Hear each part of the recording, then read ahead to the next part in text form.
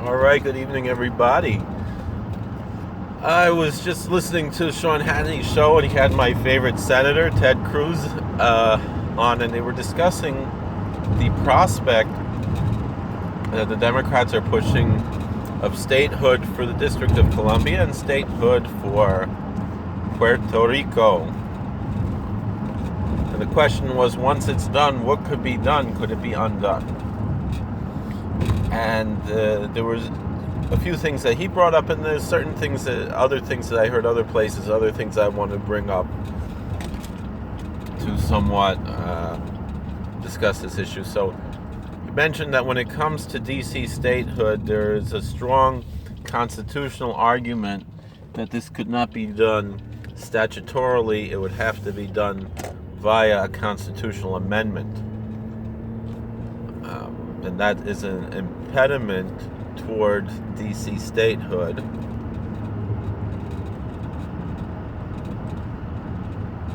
I do believe, though,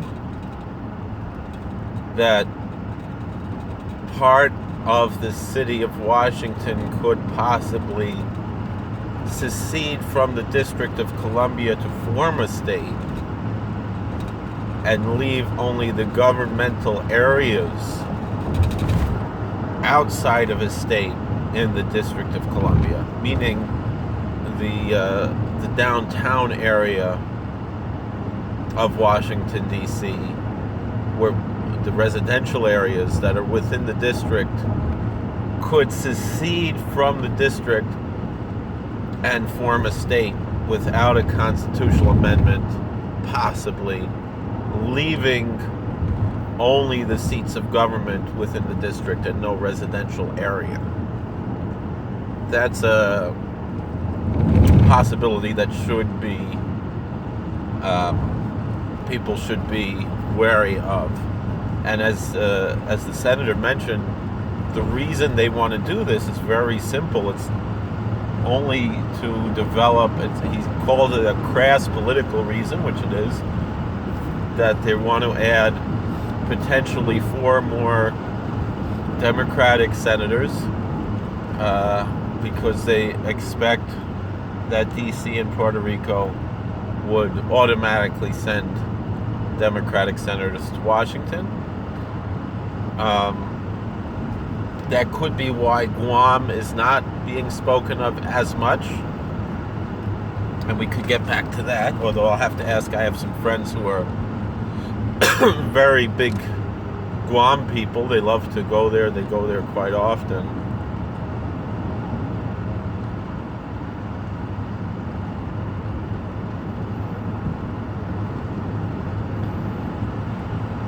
But let's put that aside for now.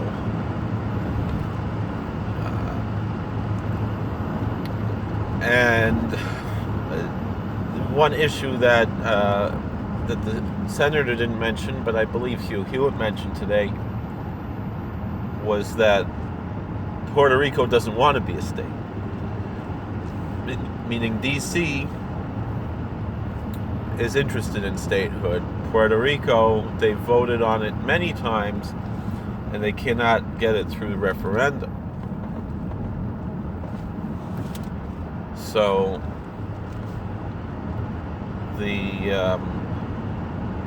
that would be an issue there. So both have those impediments. Senator Cruz did mention, though, that Puerto Rico does have a strong Republican community as well, and so it's possible that they could send one Republican senator and one Democratic senator. I do believe there would be somewhat of an issue. I don't know how this was done in the past. I'd like to know how Alaska and Hawaii, for example, did this. Is that we generally do not want the state to have their elections for senator, now that we, in my opinion, unfortunately have direct election of senators, which I think is an abomination. And I believe that the 17th Amendment that changed the Constitution to give direct election of senators should be abolished, in my opinion. I know it's not going to happen, but I can still dream. Or at least I think should be somewhat modified. That, because the state legislatures of all the various states, currently 50, it wasn't 50 when the 17th Amendment was ratified. The framers designed the Senate to give a voice to state legislatures. So I believe perhaps that there should be something along the lines of how the Senate has advice and consent with appointments to the Supreme Court and to other federal courts. That what the amendment should have been, if you wanted to introduce some form of direct election of senators, instead of having it be totally direct election of senators, a compromise should have been found that the state legislatures should have a power of advice and consent in the appointment of those senators that are elected by the people directly. Perhaps some form of like a veto power to have control over the Senate. And part of that reason is also, I understand that there is on one hand the issues of corruption within the Senate. I mean, not within the legislatures, and that's why the direct election of senators was pushed. But on the other hand, the direct election of senators kind of makes the Senate kind of irrelevant. It only makes you like another congressman that's just there for 6 years instead of 2 years. But with that on the side, I'm curious, I don't know historically, I'd like to do some research if someone here knows. Alaska and Hawaii, I would imagine their senators are not elected the same year, every 6 years. You still have a junior senator and a senior senator. So would that mean one senator would be appointed, let's say for 2 years, and the other senator would be elected? And, the appointment would be with an understanding of a temporary appointment. I'm not sure. I don't know, how does that work?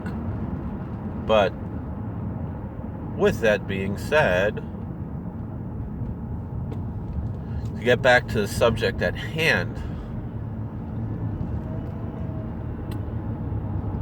so what can we do? Let's say if God forbid the Democrats take the executive branch and the Senate, and God forbid keep the House, and they do manage to make Puerto Rico, they manage to get Puerto Rico to vote and agree to become a state, which they lose certain benefits by becoming a state, tax benefits that they have for not being a state, in exchange for electoral benefits of representation in the legislature.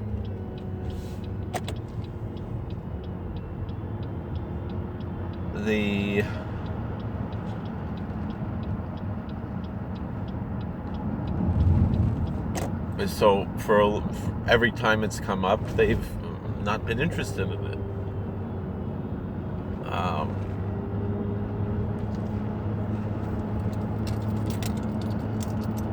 But let's say they do manage that, and they do manage DC, whether via a constitutional amendment, which would allow DC statehood,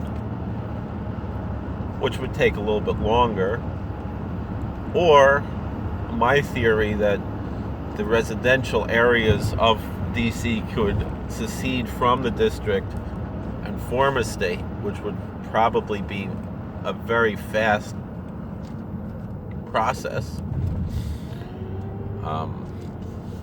And it's a scary prospect that they could do that. What recourse do we have? I don't know how you're going to fit 2 more stars in the flag, but we could put that aside. We'll get some kid who got a D- on his flag project to design something like we did when we admitted Hawaii.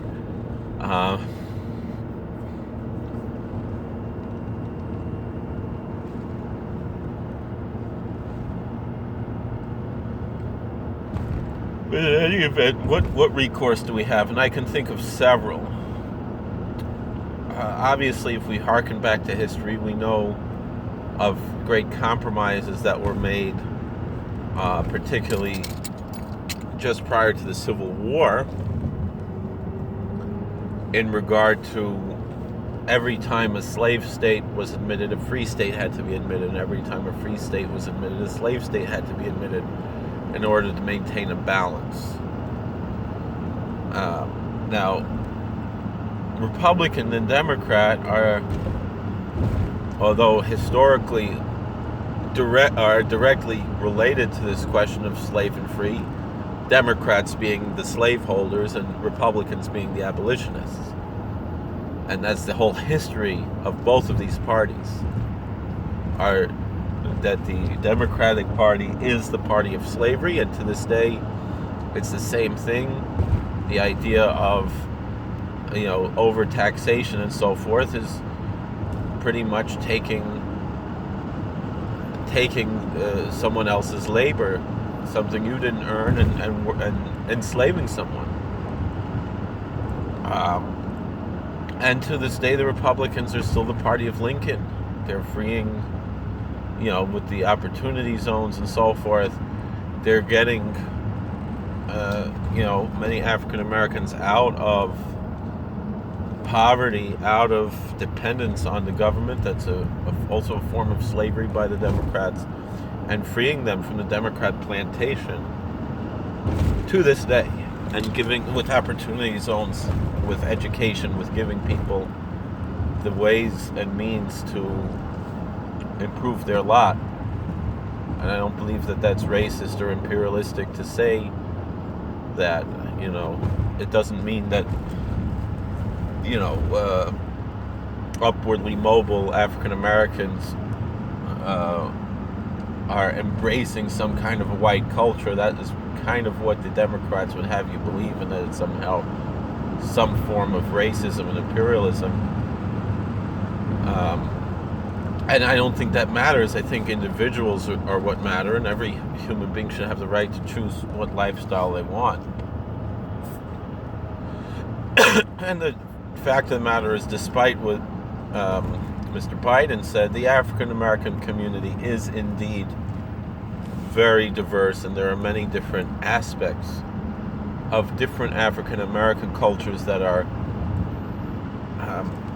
specifically African American, but there are cultural aspects of African American communities that express themselves in many different ways, often based on regional issues, religious differences, and so forth.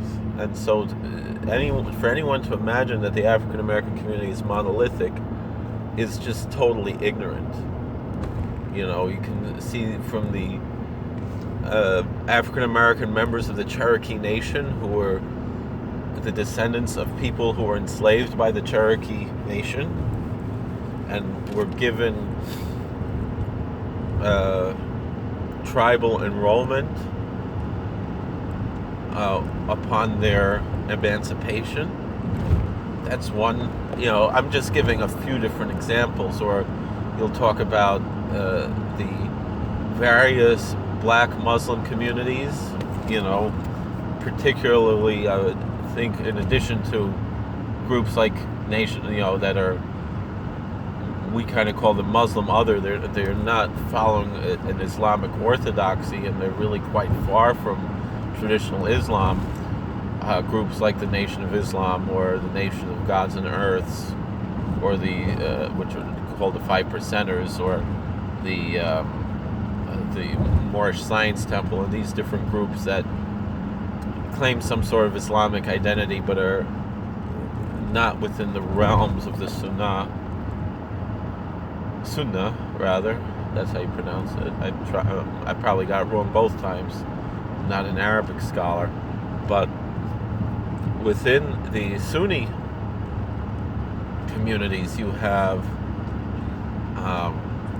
certain cultures that are particularly African American Muslim cultures. A lot of those that broke away from Nation of Islam and embraced Orthodox Sunni Islam when Malcolm X did that, and you have a particular Salafi community. Particularly, I'm thinking of the Philadelphia Salafi community that has its own somewhat particular culture. Obviously has things that they share with other Salafi Muslims, but there's a particular Philadelphia brand, style of Salafi Islam, African American community that exists, and things like that. But anyway, putting that as, and of course all the various African American churches and so forth, putting that aside, going back to what we're saying about the Great Compromise,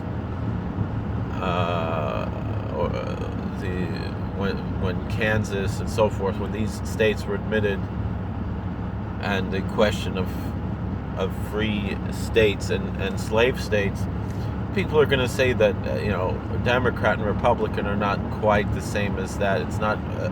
First of all, it's much more fluid. That's the main difference. You're not going to guarantee that a state is permanently a Republican state, for sure not.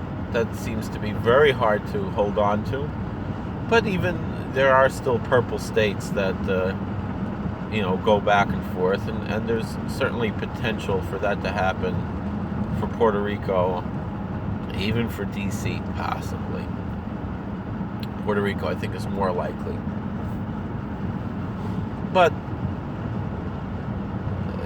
the argument should be made, though, that and it's really almost a form of gerrymandering, that something should be done for the sake of fairness. I don't know if Guam is mostly Republican, but I would imagine with the large military presence there, it would be, or at least close to that. It would be in play. So perhaps Guam statehood could be part of that rubric of fairness. Maybe American Samoa as well. I don't know. I don't know what kind of communities are on those islands. But then the other possibility is a state like, let's say, Montana or Wyoming, which are pretty solidly Republican states, could elect to divide themselves into multiple states at some point. And as has been suggested, that California might divide into 5 states. New York, certainly a lot of New Yorkers upstate who tend to be majority Republican would like to, in many ways, secede from everything that's pretty much Westchester and South, and maybe include Rockland County in that, together with the New York City area. And that's certainly a possibility, despite Homer Simpson's song about upstate New York a couple of years ago. going to sleep in a city that never wakes.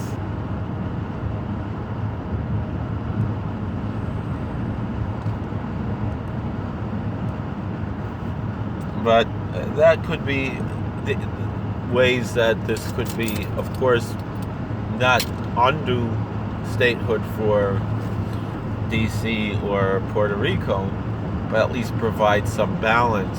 Of course, that would take some more time, and it would have to probably happen at some point in the future. It wouldn't be an automatic compromise thing the way that it was with the free states and the slave states.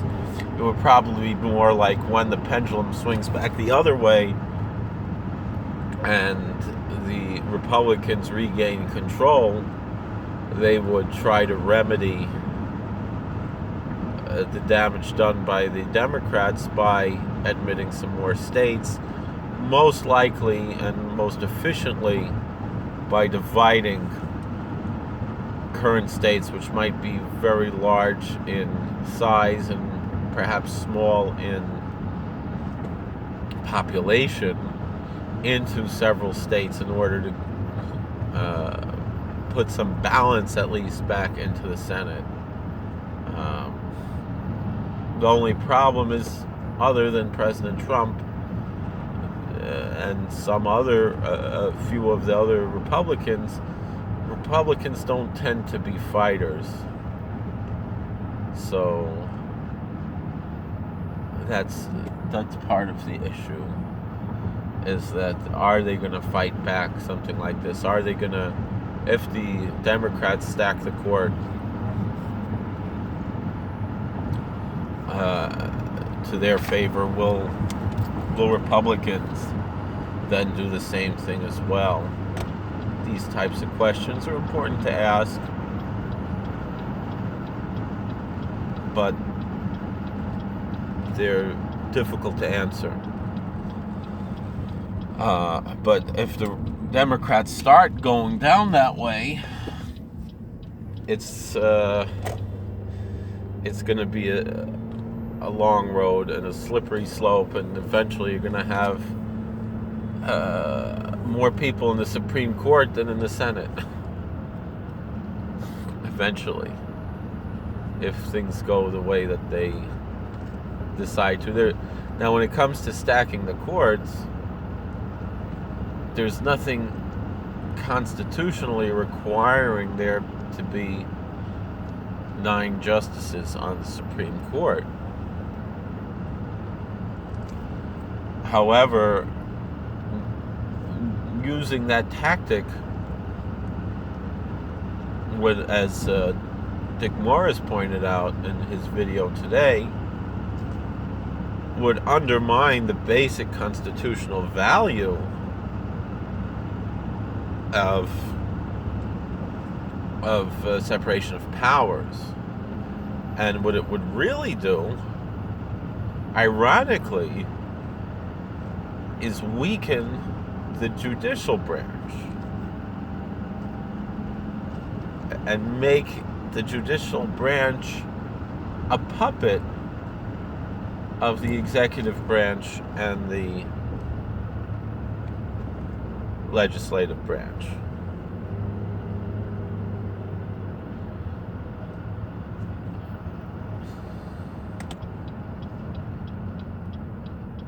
And when you do something like that, it's problematic. Meaning, we all often, certainly American conservatives, are upset when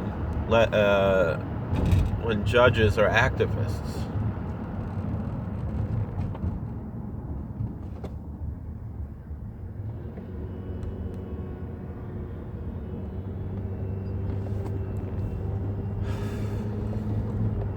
I hate it when people ride bikes on the road. At least I'm not in any rush.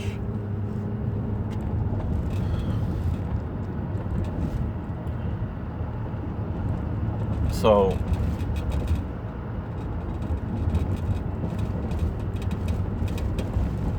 but here it would take things a step further. and turn judges not into mere activists or people legislating from the bench, but would actually turn them into puppets of the other branches. On one hand, it would seem that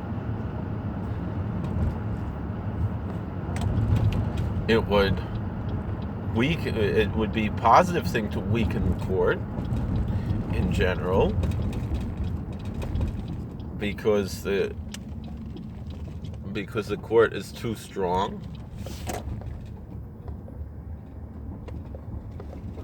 But the issue, of course, would be that if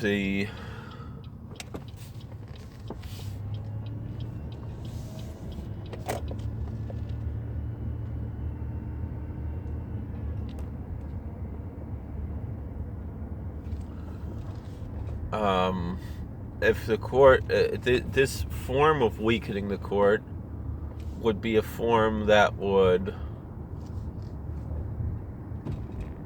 create another imbalance, meaning we want to have all three co-equal branches be equal and balanced, not have the court be more powerful than the other two, also not have the court be a puppet of the other two. And so maintaining that balance is a very precarious thing. And I believe that having more conservative judges will fix that, because conservative judges tend to respect the Constitution as opposed to legislating from the bench. So the whole thing's quite interesting. Thank you for watching. God bless. Please like, share, and subscribe. Comment. Press that bell button if you want more videos like this. And let me know what you all think. And also, I'm curious if anybody does know about the how the staggering of the Senate for Alaska and Hawaii was accomplished. I don't think it would be that difficult to have a temporary senator for 2 years and another senator that starts regular 6-year term. I think that's probably how it was done, but I don't know. I'm curious if my theory is correct. So all right, we'll see you all later. Take care.